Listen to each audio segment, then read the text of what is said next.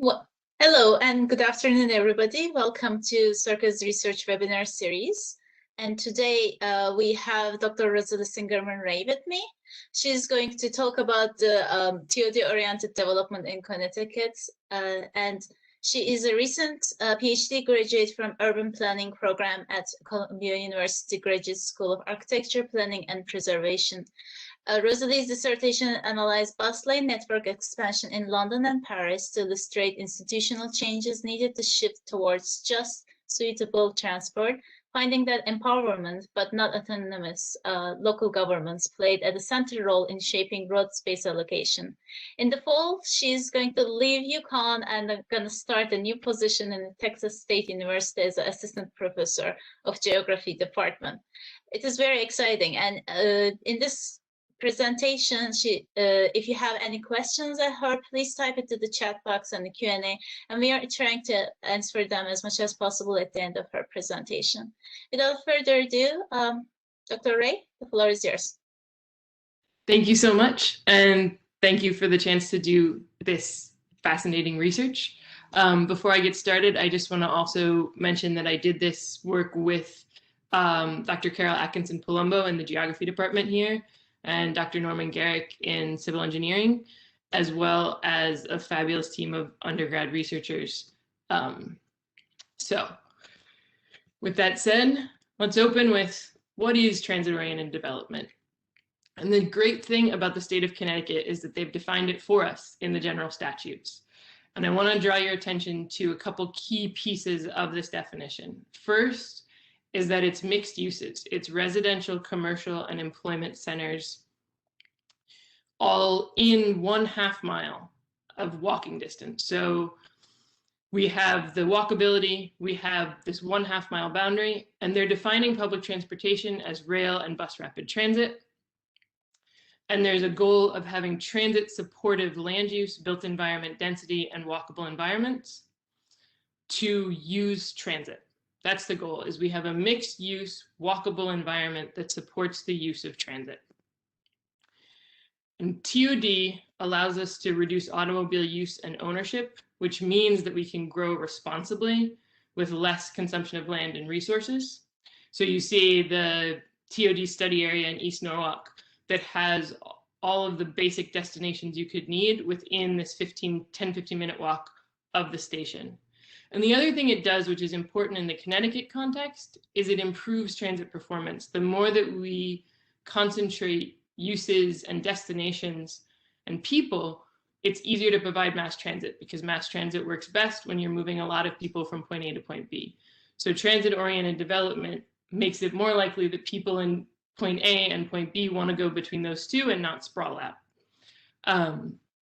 And since Connecticut as a state subsidizes the public transit in the state, there's a sort of economic and efficiency argument for making transit work better. How do we do this? The TOD is a problem of coordination, right? You're trying to link transportation and land use and economic development. So you need to coordinate among those actors. You need to do it across the scales of state and town, and also over time. There's stories in Connecticut of attempts at TOD that started just at the wrong time before 2008, and the projects fell apart. The other piece here is that states seem to get better at TOD the more they do it. So you get your networks together, you start having coordination among these different departments. There's early collaboration. What came up over and over in our research is the story of Meriden and all of the agencies working together. But where we are now is the institutional change, building in those structures and rules and incentives that make it easy to continue to do TOD and not have to rebuild the network project by project. So what we looked at in this project was we started from the premise that Connecticut has what a lot of states are trying to build from scratch, which is walkable city centers, one of the best commuter rail lines in the country. We have transit, we have walkable nodes, but what's holding TOD back? And then the other piece is, given where our walkable city centers and our commuter rail line is, how are these sites affected by sea level rise? What do we need to pay attention to in the future? So the analysis plan is really intensively mixed methods. So we have two qualitative pieces, the content analysis of TOD plans and interviews with stakeholders, and that includes town planners, state planners, transit officials, and real estate developers.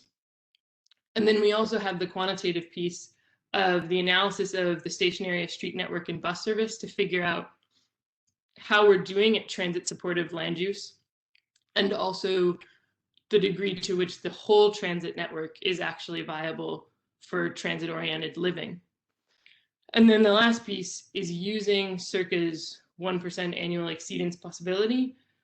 What is the boundary of that shapefile, and what is contained within the possible flood risk? So to move quickly into the results so we can start talking about this, we started with the TOD plans. Not every station along the Metro North Main Line has a TOD plan, and we are using TOD plan pretty generously. If they are a plan for the area that mentions TOD, we looked at it. So that's the case for Cost Cobb, which is just a neighborhood plan that identifies a particular parcel.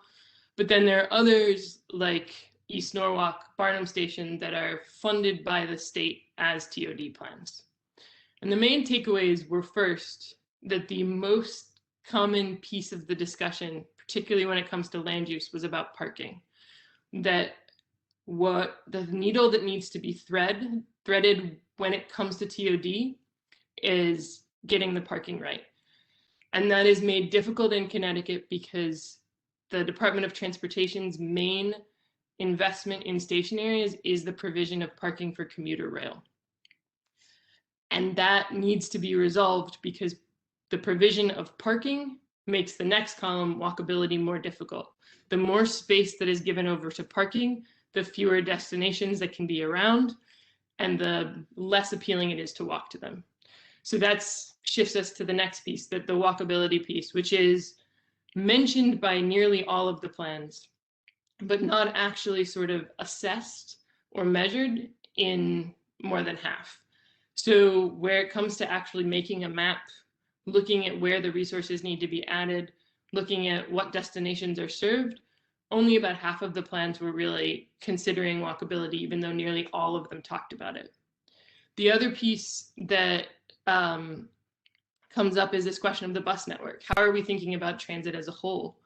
And here, what's interesting is that it's Norwalk and those stations served by the Greater Bridgeport Transit District that have sort of an analysis, a map, an inclusion of the bus route and how it needs to change or be accommodated at the station, that you can tell that the transit district was at the table when the plan was made. And then the last piece, which links to why we need to do the study of sea level rise vulnerability, is while places that have had flooding issues talked about flooding, only East Norwalk's plan has a section on sea level rise. And that has a lot to do with when tools have been developed. Now that we have tools like these shapefiles that show the possibility for the 100-year flood given 20 inches of sea level rise, we can start to plan for sea level rise. And East Norwalk does that, but it also reveals that there's still some challenges in how we incorporate that data, which I'll talk about later. So the other qualitative piece was interviews. And the main takeaway from those interviews is that both towns and state described how the state interacted around TOD as reactive, that they responded to individual projects, that they convened around those projects, but they didn't necessarily come out with a plan or specific metrics. Every grant was evaluated on the basis of sort of the project context. And the other piece is that, which gets at the fact that sort of the DOT sees its interest in these station areas as parking, there's no sort of mode shift target or goal of shifting trips to transit or to walking that is measured or evaluated for these plans.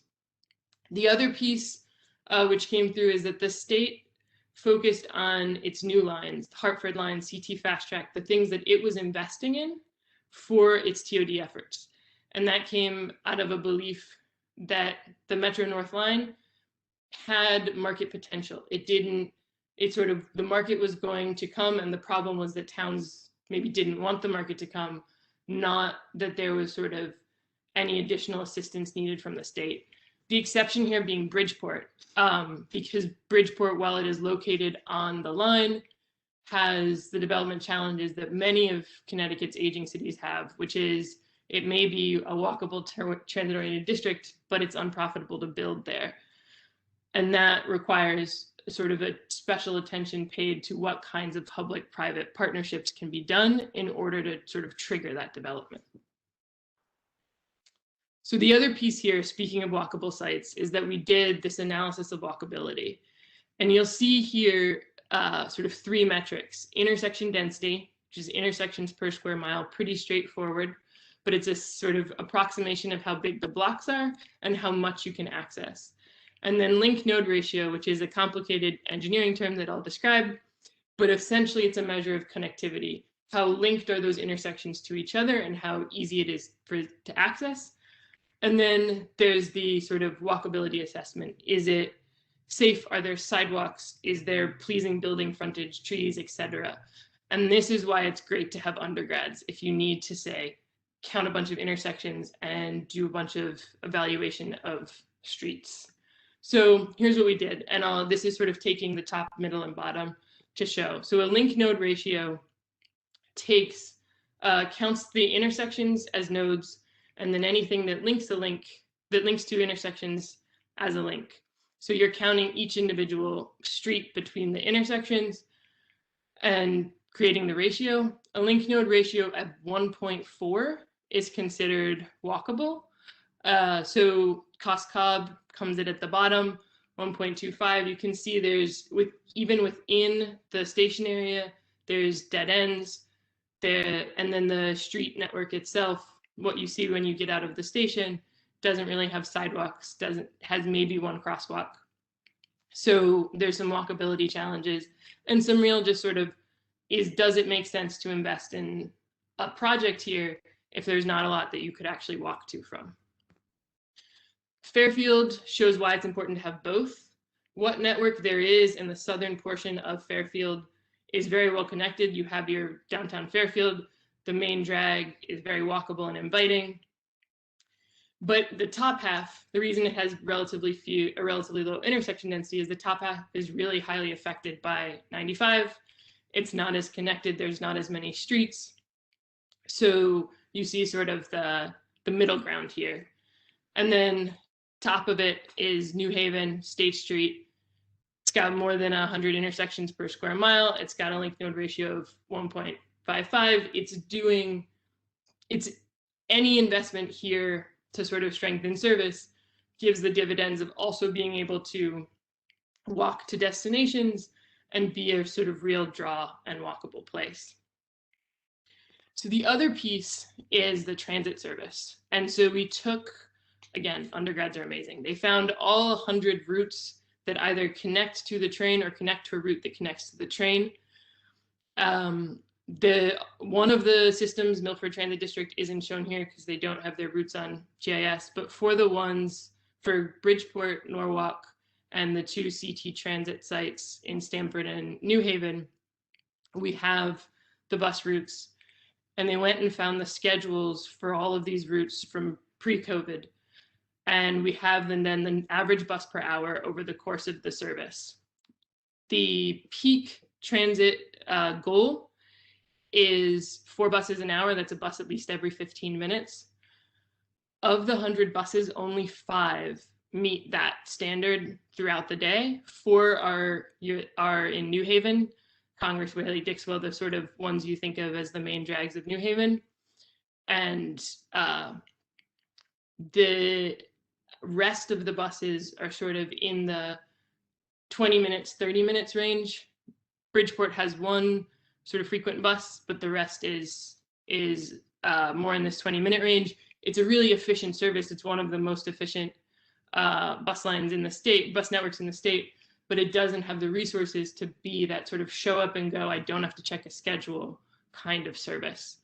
And then Norwalk barely sort of appears on this map, even though Norwalk Transit District does have a lot of routes, but very few of them come frequently.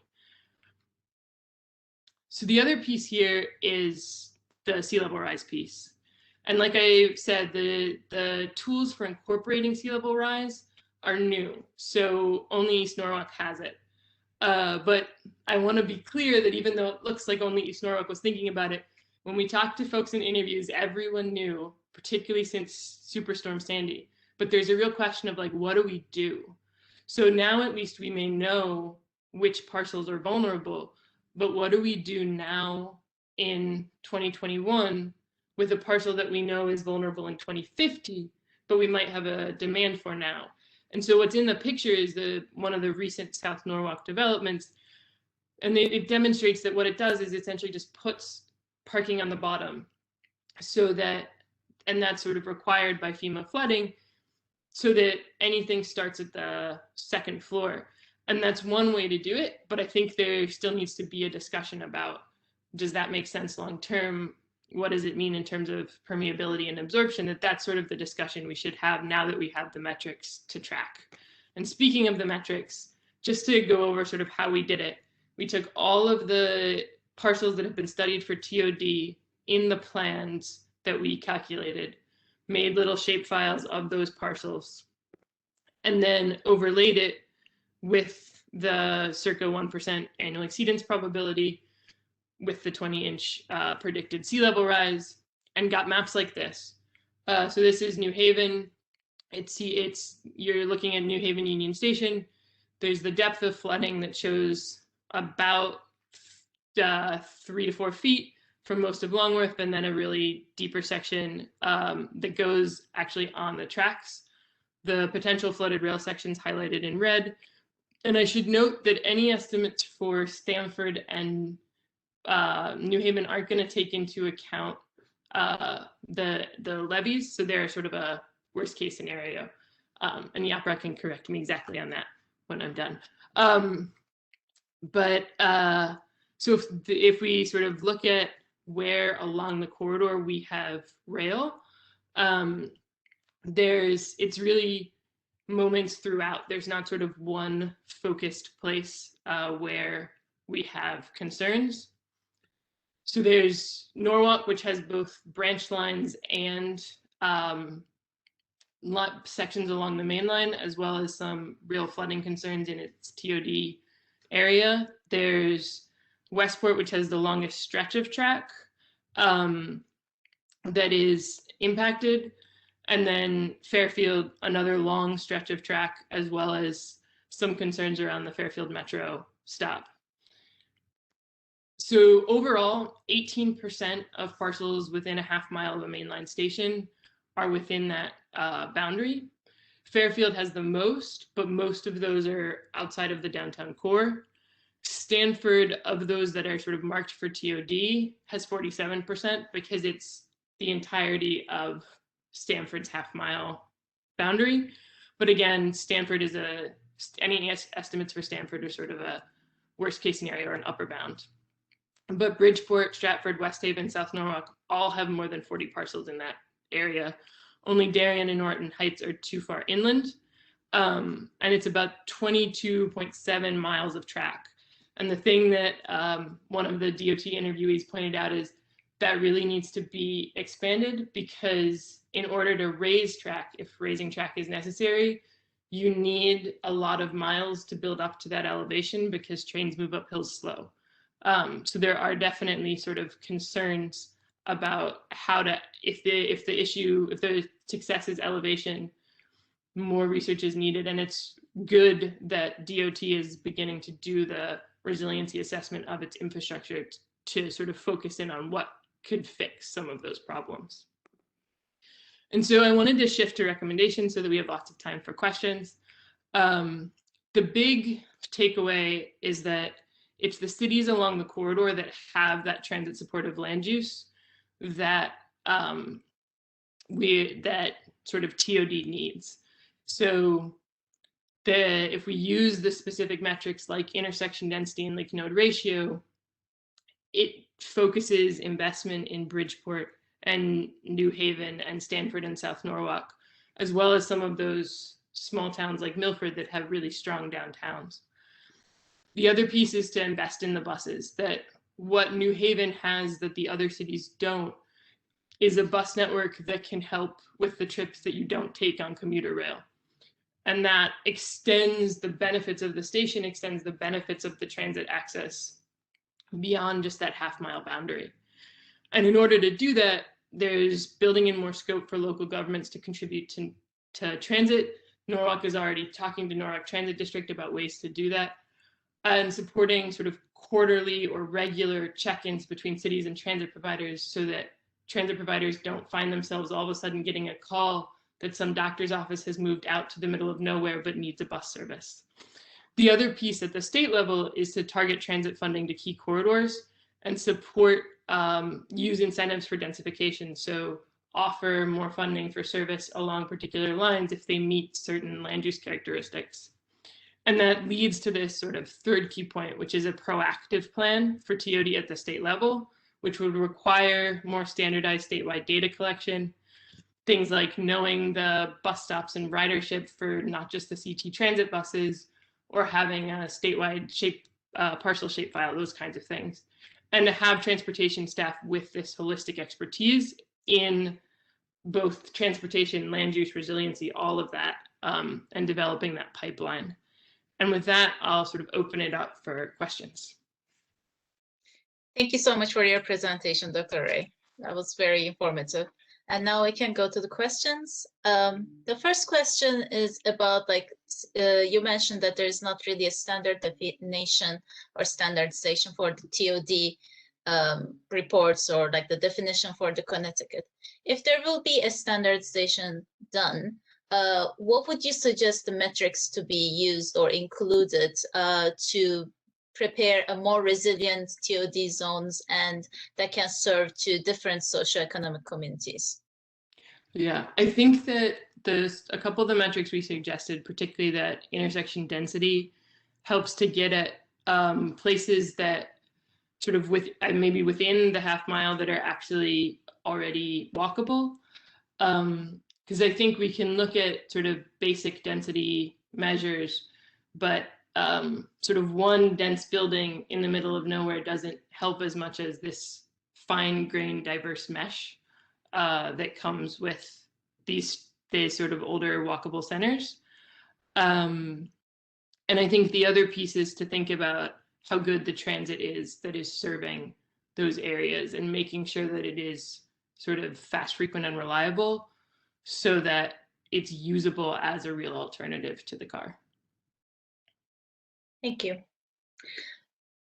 Considering the affected parcels around the TOD zones, in addition to the rail lines that you highlighted, we are talking about the parcels.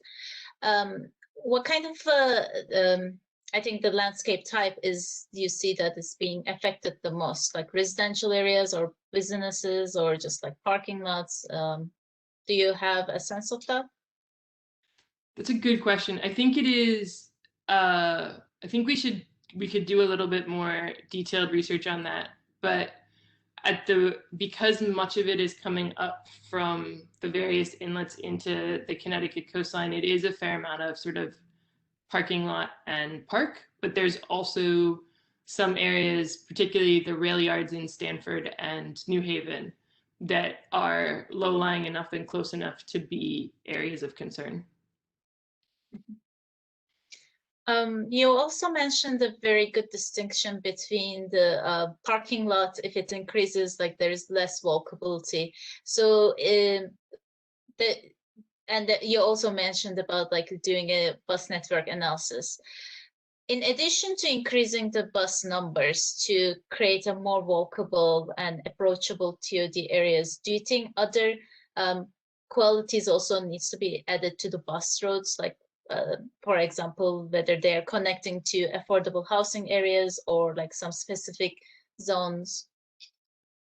Absolutely. And the buses need to sort of link residential areas to job centers sort of as directly as possible with few variations. And the other piece is bus stop amenities, making sure that at the stops where lots of people are riding, but also at the stops where maybe fewer people are riding, but more of them might be folks who need a place to sit, that there are bus stops and shelters, sort of those kinds of amenities provided as well. And I think the other piece also is to make sure that where there is congestion in some of the downtowns, that buses sort of have the priority because they are moving more people per foot than a car. Mm-hmm. I'm checking again the questions. And do you think that egress routes to buildings in the 2050 floodplain should be required? I think that I am not an expert in the particular flooding stuff, so I might leave that to other folks at CIRCA. But I do think that it is important to make sure that bus routes are on routes that are going to be egress routes, so that there's a way for folks who may not have cars to also make sure that they can evacuate. Thank you. And I'm looking, and this seems like all of the questions for now. Thank you so much for your presentation, and I would like to remind the folks for our next program too.